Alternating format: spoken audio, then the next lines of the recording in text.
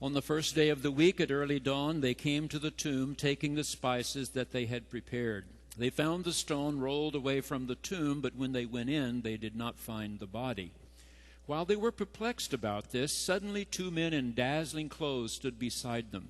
The women were terrified and bowed their faces to the ground. But the men said to them, "Why do you look for the living among the dead? He is not here, but has risen. Remember how he told you while he was still in Galilee that the Son of Man must be handed over to sinners and be crucified, and on the third day rise again." Then they remembered his words, and returning from the tomb, they told all this to the 11 and all the rest. This is the word of the Lord. Thanks be to God. If you've been here for some time, you know that I was 18, 2 months out of high school, when my bishop down in Texas sent word through the district superintendent that I was being appointed to 2 little country churches. When I objected that I had not yet preached even once, I was told there's really nothing to this. You go to college 5 days a week. You spend all day Saturday visiting parishioners. Saturday night you write a sermon.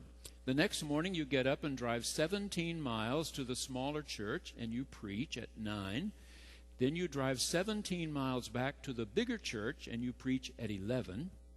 You have all afternoon to write another sermon, which you will preach at the bigger church at 7:30, and Monday morning you go back to college. As he started to back out of the driveway, I said, "What do I do if somebody dies?" And he said, "Oh, nobody's going to die," and drove away. 3 weeks later, somebody died. I didn't know if I was supposed to walk in front of the casket or behind the casket. I wasn't sure. I'd been to 2 funerals in my whole life. Both times I was more concerned about what was happening to my mother when she had lost father and mother than what the preacher was doing, where he was walking, what he was saying.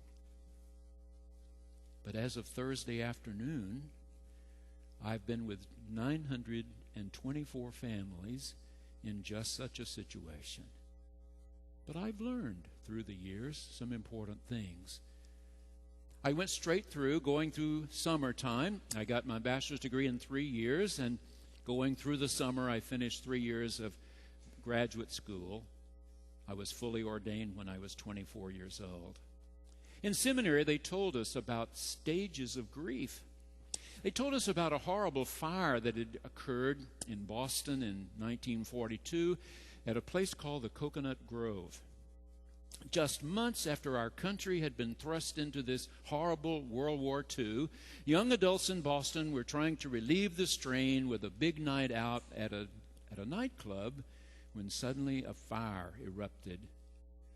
Not nearly so many laws as we have today about public places, so some ran to the back of the building and found the doors locked. They had no key. Others ran to the front of the building and found revolving doors, which now were clogged with people trying to get out, stampeding into each other. 492 people died in that fire. Every pastor in Boston who was willing to participate, every psychologist, every psychiatrist was called in to go and notify the next of kin. These were young, vibrant adults who had died, and now their next of kin were being told what had happened. They continued to compare notes over several years, and these caregivers discovered that those survivors seemed to go through stages of grief. 5 of them. Some people went through the first 3 in 2 hours. Some people got hung up on one of the stages for years and years. 25 years later, a psychiatrist named Dr. Elizabeth Kubler-Ross invested her life in those who've been declared terminally ill. She had spent copious amount of time with 500 such people, and she observed that in those 500, they went through 5 stages of grief. the same 5 as the survivors had gone through. Now these persons grieving their own death in very much the same way. Let's take a look. These behavioral scientists say that the first stage persons go through, sometimes in a matter of minutes and sometimes get hung up for years, is denial. This can't be happening to me. I can beat this. I can get well. I know I can. Or, this couldn't have been my son, my daughter, my wife, couldn't have been. Just couldn't. Late one afternoon down in Texas, I was jogging at the downtown YMCA. They had a circular track.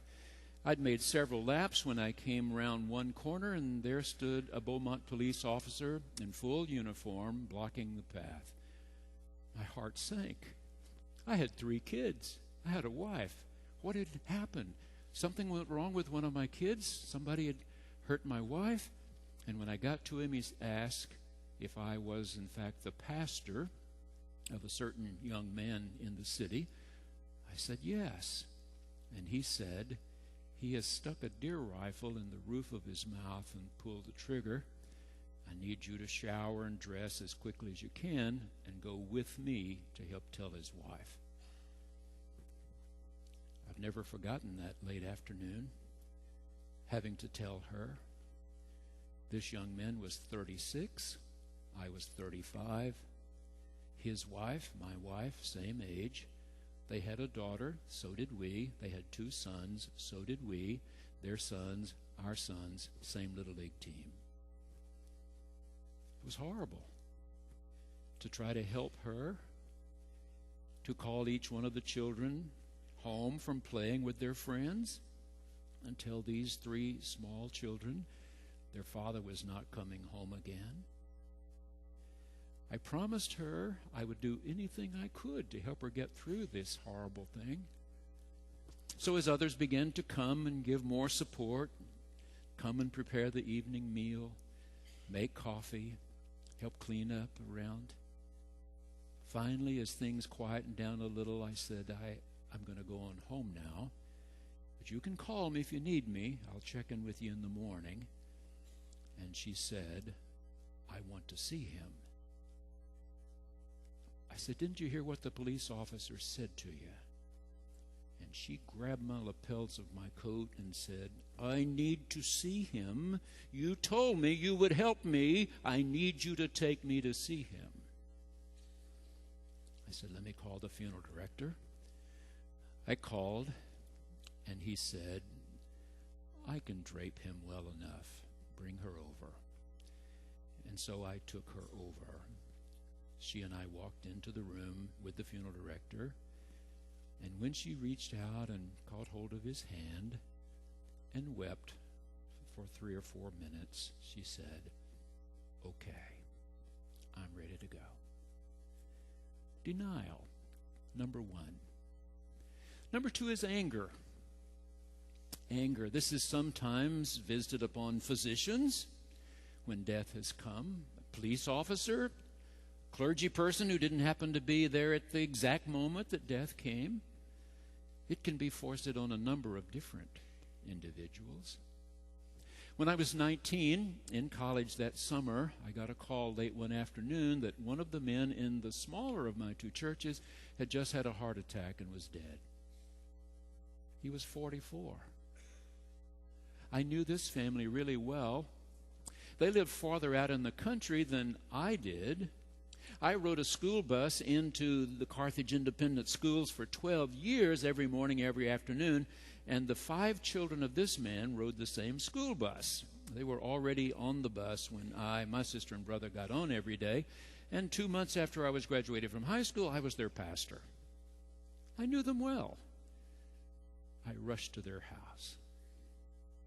I saw all 5 of them sitting on the front porch. It was a country home, their feet dangling off the front porch.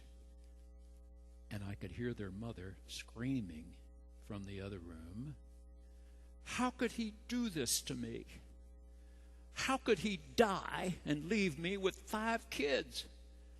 How am I going to feed them? How am I going to clothe them? How am I going to educate them? I told him to take better care of himself.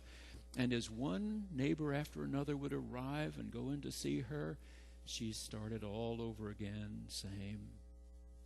I was having no success at all reasoning with her. So I went back out on the porch where the children were. And I asked, what chores do we need to do before it gets dark? And one little boy said, we have to feed the horse. I said, do you know how to do that? He said, yes. One said, we have to milk the cow. I said, which one of you milks best? One raised his hand. I said, can you do that? He said he could. One of the little girls said, we have to feed the chickens and gather the eggs. I said, you know how to do that? She said she did. I said, I'll help you too. And I caught the little girls by the hand, and we started out to the chicken house, and the boys went to round up the horse and the milk cow. And when we got the horse fed and the cow milked and the eggs gathered and the chickens fed, it was getting dark. And we went into the house, and their mother and her sister were fixing supper for the 5 kids. Anger, number 2. Number 3 is bargaining, often directed toward God, of course. Both those who are dying and those who have survived. Some bargain we try to make with God to make everything work out just the way we want. One of the boys who graduated high school with me in the bigger church, I now became his pastor 2 months after we graduated. And 4 years later, his mother was diagnosed with leukemia. She was treated aggressively, but was not doing better, getting worse. Her sister had belonged to a prayer group in Shreveport, and they had convinced her that if you pray to God just the right way, He'll tell you to turn left and turn right and go down this street, and you can find the couch that fits your den, all that sort of thing. You know those people. And she really had bought into that, that if we get it just right, we can get whatever we want. And so she said to me, now, if you and I will pray every day for my sister, she'll get well. I said, okay. She got worse. Every Sunday night, Gail and I were driving to Dallas for me to go to college all week in graduate school and then driving back this 175 miles. And so this sister said to me one Sunday night when I had just finished preaching and we were about to drive back to Dallas, she said, I think we need to pray at exactly the same time. You in Dallas, I here, at exactly the same time. When could you do that the same time every day? I said, I have an 8 o'clock class. I have a 9 o'clock class. At 10:15, 5 days a week, I go to chapel.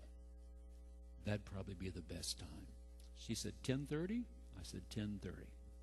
Okay, she said, every day at 10:30, I'm going to count on you to be in chapel praying for my sister, and I will be in a place by myself praying for her. Okay? I said, okay. We got home that Friday night. I called. How's your sister? Not good, she said. Not doing well. The next week, we prayed at 10:30. I in Dallas, she 175 miles away. Next weekend, the sister was worse. And the next week, worse. And the next week, worse. And one weekend, I got there and called her. And the sister said, I had a vision. I said, really?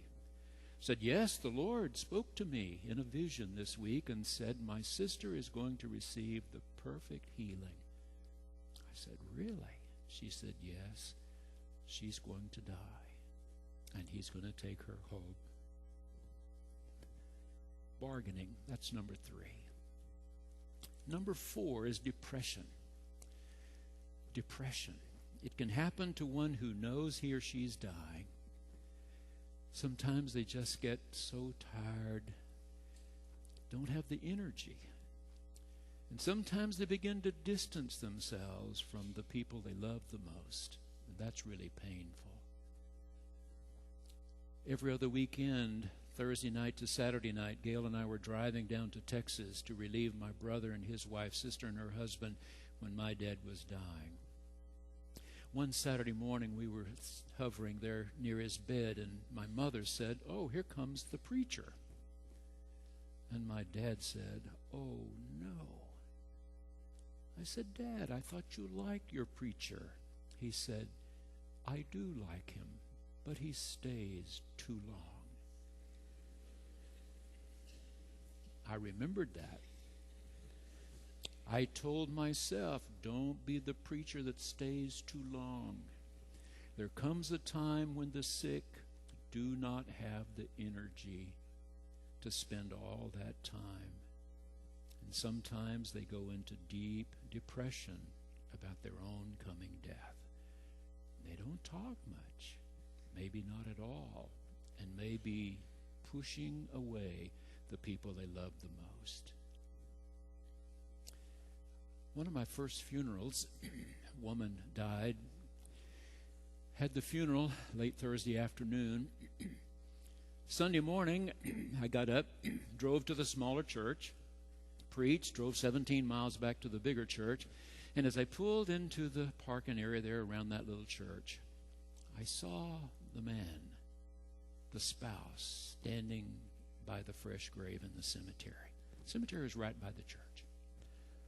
I looked at my watch. I had about 12 minutes or so. I walked out into the cemetery. He was standing there all by himself. I asked, may I help you? He shook his head. I said, could I pray with you? He nodded. I said a prayer. He took out his handkerchief, wiped his eyes, blew his nose. I said, it's time for church. He and I hooked arms. We walked into worship. I spent all afternoon writing a sermon, and 20 minutes before time for the evening service, I walked across the Parsonage Church, only 2 buildings out there in the country, facing each other across a little oil road. And as I started walking to the church, I saw him out there in the cemetery by himself, standing by that fresh new grave.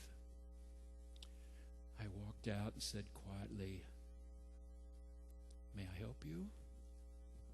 Shook his head. I said, may I pray with you? He nodded. I prayed. He wiped his eyes, blew his nose. We hooked arms and went into church.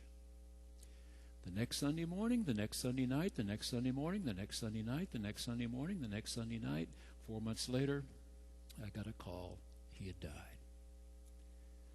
And for the first time, I heard a doctor say he died of a broken heart. He got to stage number 4, and he couldn't get out. Just couldn't get out. Deep depression. Number 5.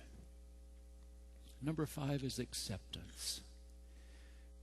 Acceptance that this seems to be the way things are going to play out.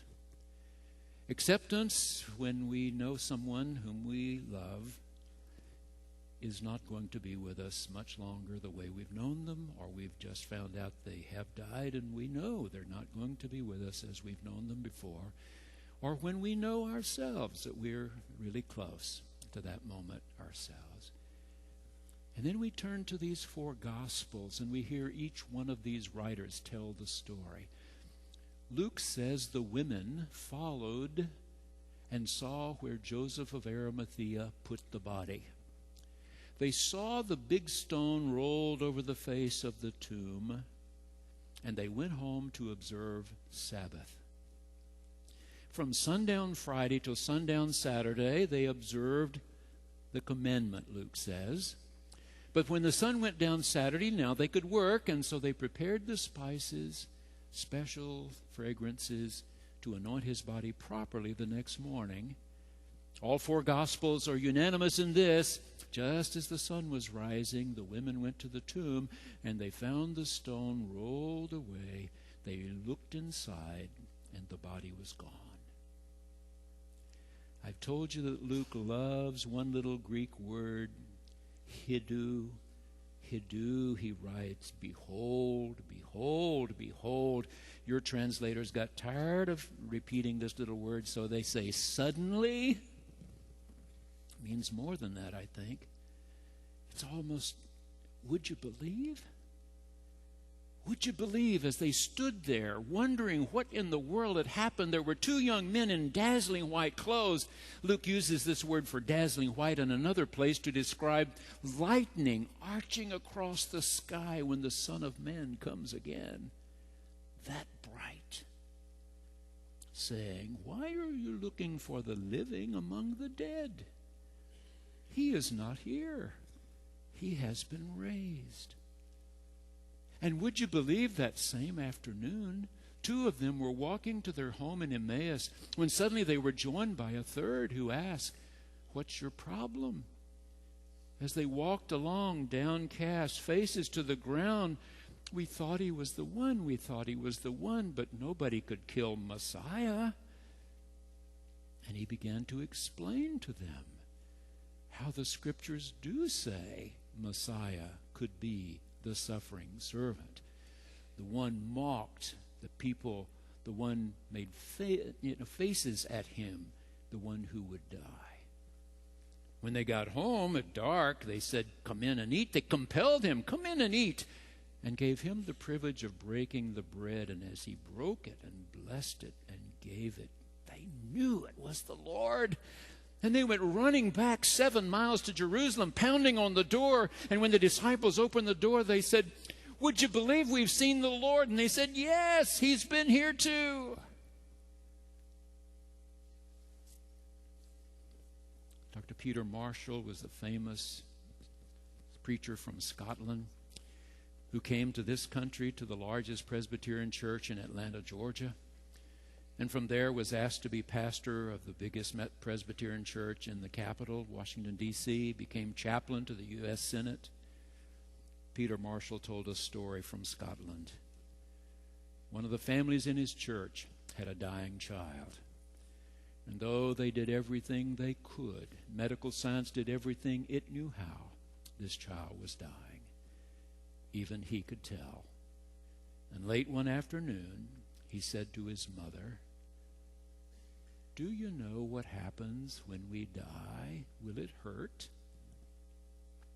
And she told Dr. Marshall, "I'd been dreading this question. I was praying it would never come. I begged off to run to the kitchen and check on something, and I leaned over the sink and wept and prayed for the right answer. I wiped my eyes. I went back to my child, and I said, 'You remember before you got sick, how you would play and play? I could hardly get you to take a bath and brush your teeth and get your pajamas on, and you'd come back in and play until sometimes you'd just fall asleep and not even know it. And your daddy's big, strong arms would pick you up so gently that he could take you to your room and tuck you in, and you didn't know anything at all till you woke up the next morning.'